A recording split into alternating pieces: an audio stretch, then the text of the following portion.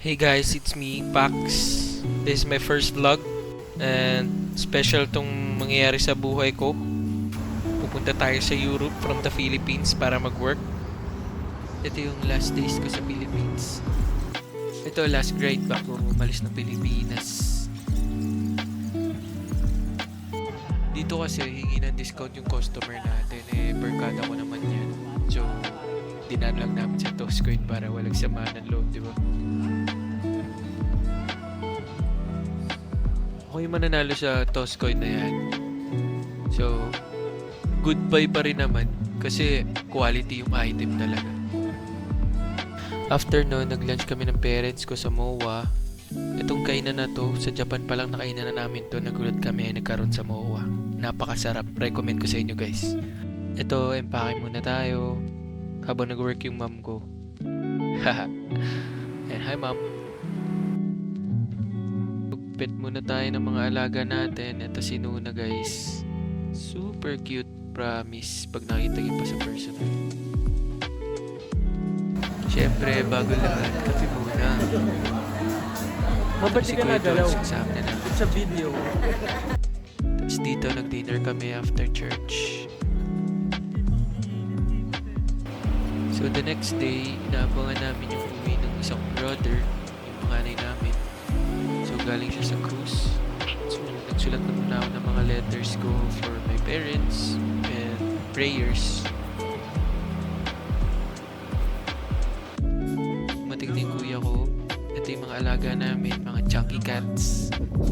Part of the family yan, kaya kasama yan sa vlog.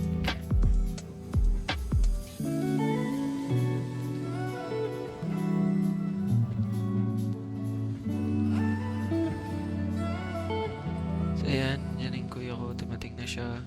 And labasan na ng mga pasalubong. Talaga naman, ang pinakamasayang feeling pag may umuwi.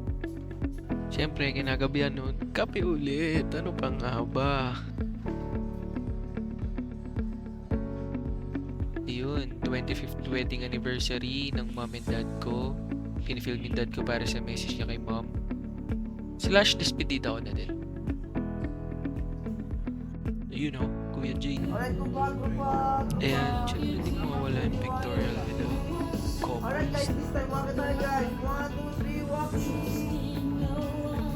Kaway lang tayo.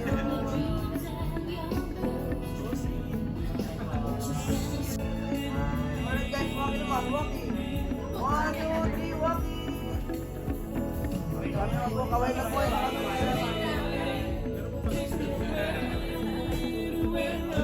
Ito yung secret nila guys, always putting God in the middle of their relationship. Yun, pagkatapos, kantahan na.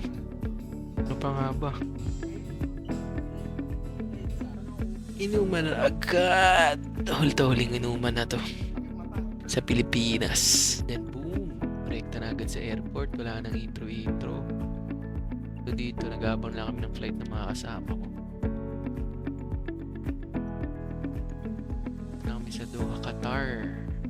Ganda ng airport na ito. Sobrang lawak. Mahaba yung layover namin. So, isip namin dito, maggala-gala na lang muna kami. Tingnan nyo guys, gaano kaganda. Siyempre, bago ang lahat, kape ulit. Ano pa nga bang hahanapin pa? Dito guys, nakakabigla kasi kapwa Filipino rin natin yung mga nagbebenta dito. So, winelcome nila kami kasi first time pa lang din namin magiging OFW. Tila matatagal na, mga ilang years na. So, iwan sila message sa baso so hindi ko na na-picturean. Tapos yun, sumakay kami dito sa shuttle nila na parang train sa loob ng airport. Napakaangas.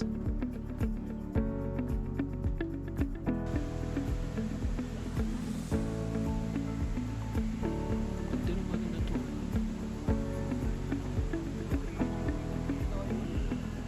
Talaga namang mapapabili ka eh.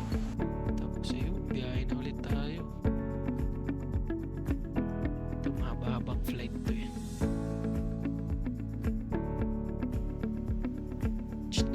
Nandito na kami sa Prague.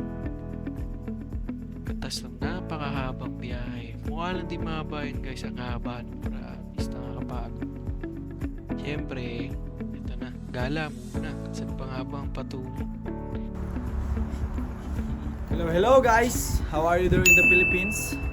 We are here in Prague, so my accent is kind of fluent for now because oops.